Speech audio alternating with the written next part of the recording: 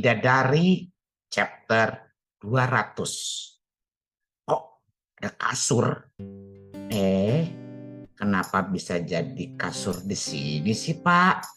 Sofa yang tadi diduduki oleh Reiko memang bisa jadi sofa bed dan dia hanya perlu mendorong meja menjauh sehingga sofa itu bisa terbuka dan seperti yang dilihat Aida sekarang. Reiko duduk bersandar di sana sambil melonjorkan kakinya. Sakit kakiku kalau harus digantung seperti tadi. Dan cepat masuklah, suapi aku lagi. Aku ingin makan sambil nonton TV. Lagi, Aida baru menyadari sesuatu yang membuat dirinya menengok ke sumber yang tadi ditunjuk oleh Reiko. Jadi, rak buku ini bisa digeser. Terus, rak buku ini ada TV di belakangnya, Pak. Reiko menjawab singkat. Cepetan masuk sini dan suapin aku. Aida akhirnya melangkah juga masuk ke dalam.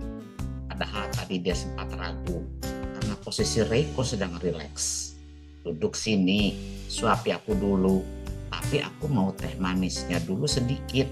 Bentar, Pak.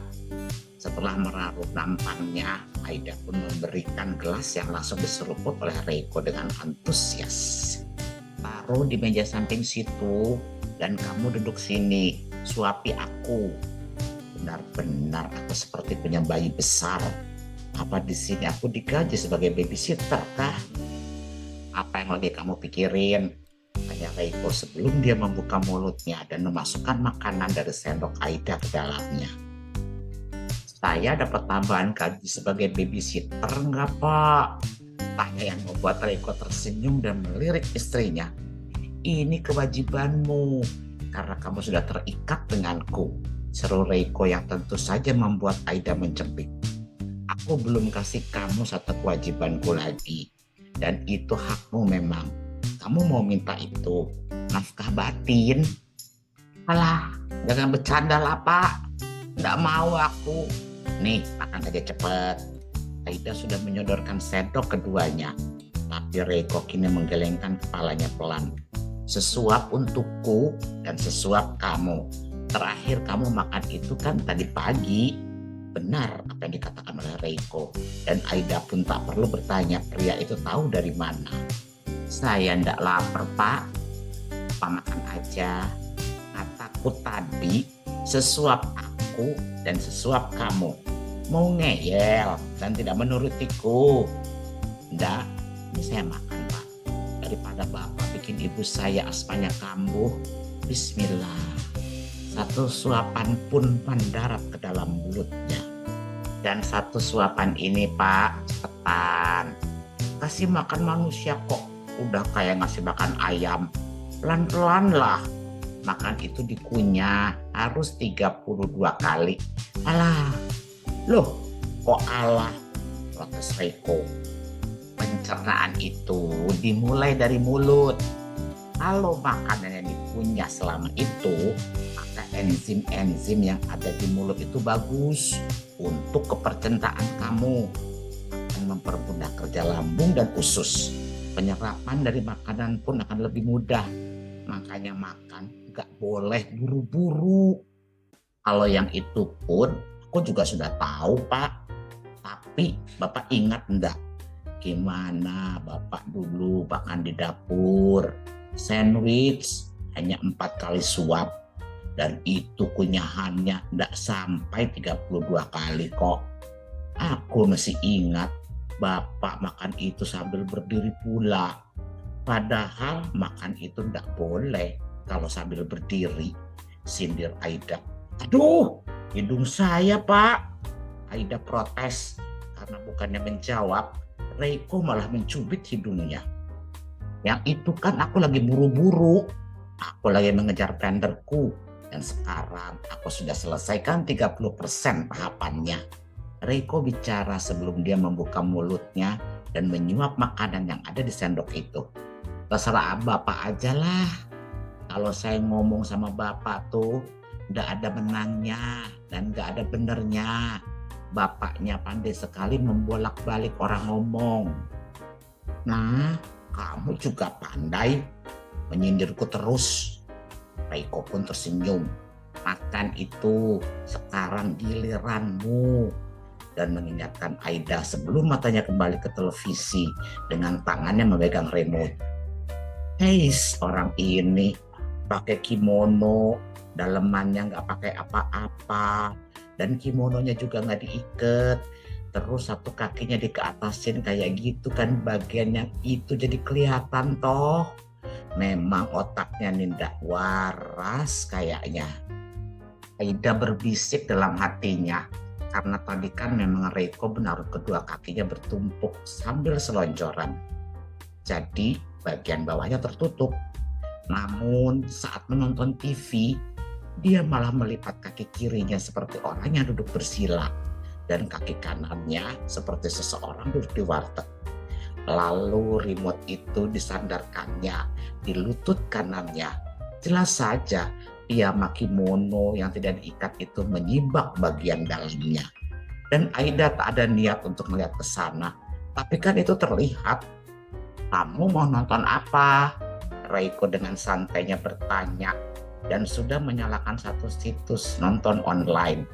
Terserah Bapak saja mau nonton apa. Bapak kan yang mau nonton TV.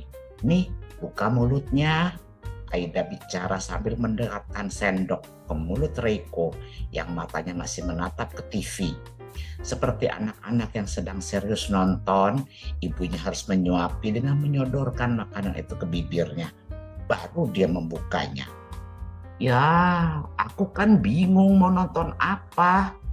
Kok sudah lama gak cari film? Seluruh Reiko, lalu dia teringat sesuatu. Kamu mau nonton film Titanic? Enggak.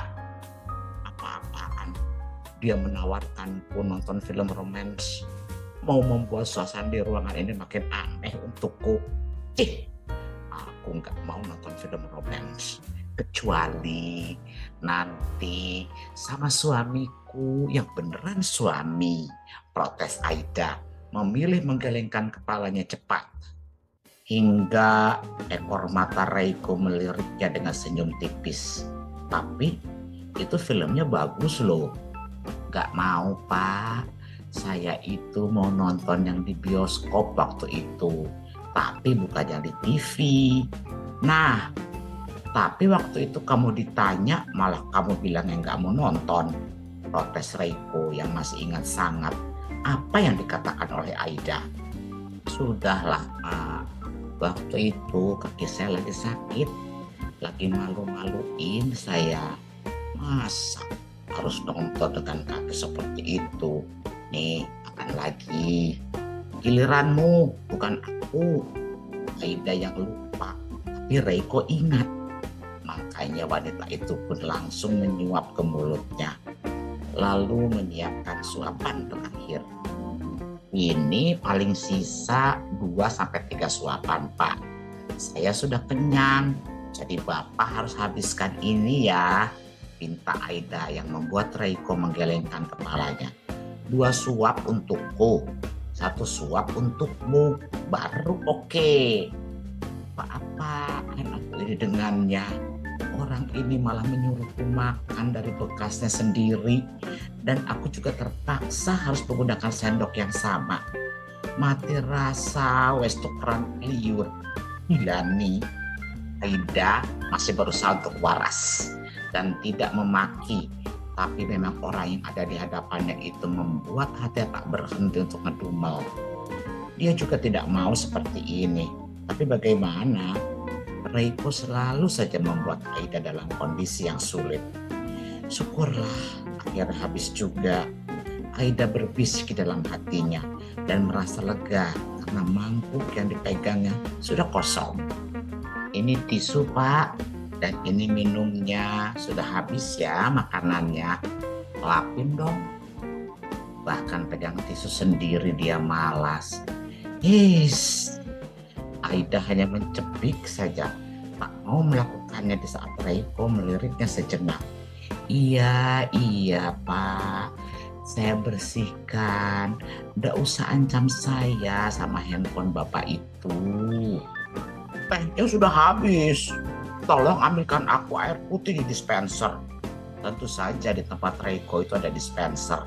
Jadi dia dengan mudah tidak perlu keluar-keluar kalau mau minum kopi atau mau minum dalam ruang kerjanya. Tak masalah soal itu. Aida pun melakukan apa yang diminta pria tadi. Nih Pak, kamu ngasih kok nggak sopan? Aku duduk, kamu berdiri begitu. Duduk sini, kasih baik-baik denganku. Aida pasrah melakukan apa yang diinginkan Reiko. Duduk di sofa bednya sambil memberikan gelas. Kamu minum belum minum juga kan? Aku menolaknya minum, pasti dia akan mengancamku lagi dengan ibuku. Aida tak mau lagi ribut. Dia ingin cepat-cepat bisa ke dalam kamarnya. Karena itu, Aida pun meminum yang tadi diperintahkan oleh Reiko. Taruh gelasnya di situ. Reiko menunjuk ke meja di samping Aida. Tanpa banyak berprasangka, Aida pun menaruhnya. Namun, ketika tangan kiri Aida meletakkan gelas di sana, lah, Bapak nih, apa-apaan sih? Bangun, Pak. Ngapain tidur di pangkuan saya?